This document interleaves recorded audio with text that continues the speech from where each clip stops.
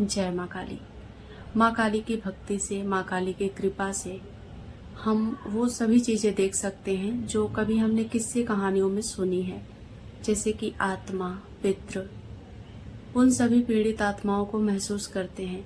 और कभी कभी बहुत मन दुखी हो जाता है ये सब कुछ देखकर।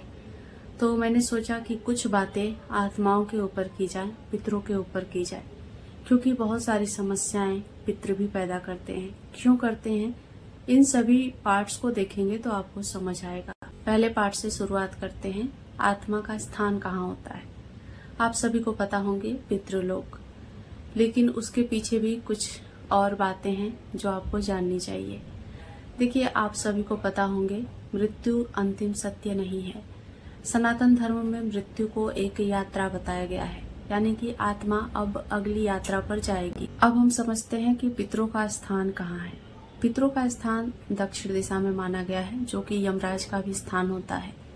और पितरों का जो मूल निवास स्थान है, जिसे प्रतीक्षालय कहा जाता है, जिसे पितृलोक कहा जाता है, वो भूअरलोक और स्वर्गलोक के बीच में स्थित है, जो कि चंद्रमा के ऊपरी भाग में माना जाता है।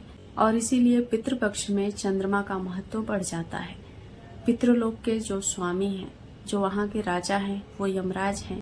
और जो पितरों के न्यायाधिकारी हैं, न्याय सहायक हैं, वो अयरमा कहलाते हैं। उनका नाम अयरमा है, जो पितरों को न्याय देते हैं, उनकी यात्रा में उनकी मदद करते हैं। अब हम पितृलोक के समय के बारे में जानेंगे। देखिए, जो पितृलोक है उसका एक दिन हमारे एक साल के बराबर होता है। इसीलिए हर एक साल में पितृपक्ष आता है, जो कि भाद्रपद के पूर्णिमा से अश्विनी अमावस्या तक 16 दिन की तिथि होती है। और ऐसा माना जाता है कि उस 16 दिन में पितृलोक का द्वार खुलता है और सभी पितर पृथ्वी लोक पर अपने वंशजों के पास आते। अब तक हमने स्थान के बारे में जाना, पितरों के बारे में जाना। अब हम बात करते हैं पितरों के लिए सबसे बड़ा अंधकार क्या होता है, उनके लिए दुख और पीड़ाएं क्या होती हैं। और कभी कभी हमारे मन में ये प्रश्न भी आता है कि क्या सभी मृत्यु को प्राप्त इंसान पितृ बनते हैं? तो यहाँ पर जो पुराण का व्याख्यान है उसमें बताया गया है कि जो व्यक्ति अपने मन में ढेर सारी इच्छाएं रखता है, या फिर मरने से पहले उसकी कुछ इच्छाएं पूरी नहीं हुई, जैसे कि बेटे बेटी की शादी करनी है, पोते पोती का मुंह देखना है, किसी को माफ करना है, किसी से बदला लेना है, ये सारी जो इच्छाएं होती हैं इंसान को मुक्त नहीं होने देती। यानी कि उनकी जो अतृप्ति है उनके आत्मा को भारी बना देती है। वो आत्मा ऊपर की ओर नहीं उठ पाती। जिस शरीर को हमने जीवन भर ये सोचा कि ये हमारा है, मृत्यु के बाद ये भ्रम टूट जाता है।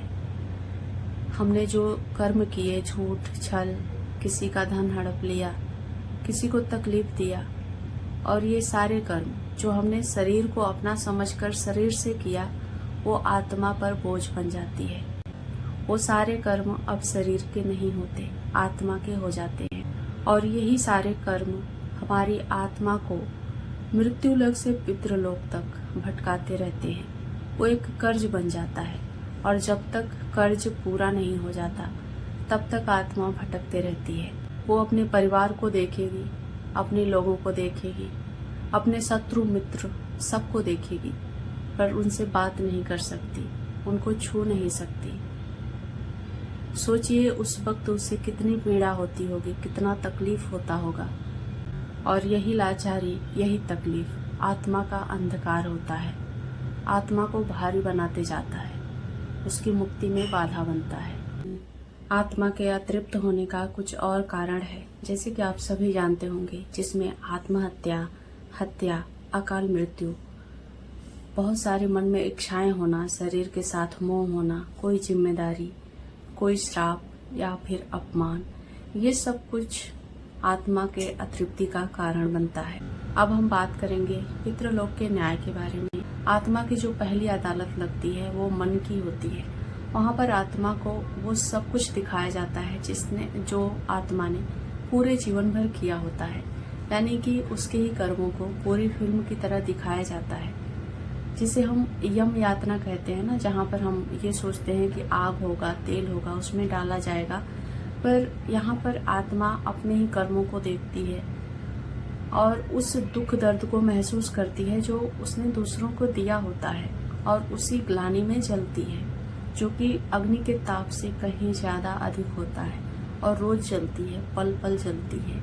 और ये सब कुछ उसके सूक्ष्म शरीर पर महसूस होता है, आत्मा पर महसूस होता है, क्योंकि शरीर तो पीछे छूट चुका है। अब पितरों की अंतिम कड़ी की बात करते हैं, जिसमें हम ये सोचते हैं कि पितर हमें श्राप देते हैं या फिर वो हमें तकलीफ पहुंचाते हैं। तो ये बात बिल्कुल गलत है।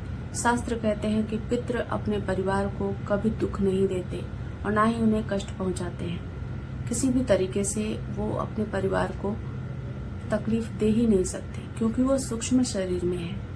होता यह है कि जब हम सही से उनका अंतिम संस्कार नहीं करते, पिंडदान नहीं करते, उनको समय समय पर जो तर्पण होता है, जो कि बड़े बेटे को करना होता है या फिर घर के बच्चों को करना होता है, जो बेटे होते हैं मूल रूप से उनको करना होता है। तर्पण जल से ही किया जाता है, नहाते वक्त किया जाता है, उतना ही काम बच्चे लोग नहीं करते हैं। तो आत्मा को प्यास से तड़पना पड़ता है, भूख से तड़पना पड़ता है। जब अमावस्या को उनके लिए कुछ नहीं किया जाता, श्राद्ध में उनके लिए कुछ नहीं किया जाता, तो आत्मा तड़पती है, रोती है भूख और प्यास से, और हर पल अपने परिजनों के कर्म देख ही रही होती है कि उनके क्रियाकर्म में कोई कलह करता है, उनके धन संपत्ति के लिए लड़ता है।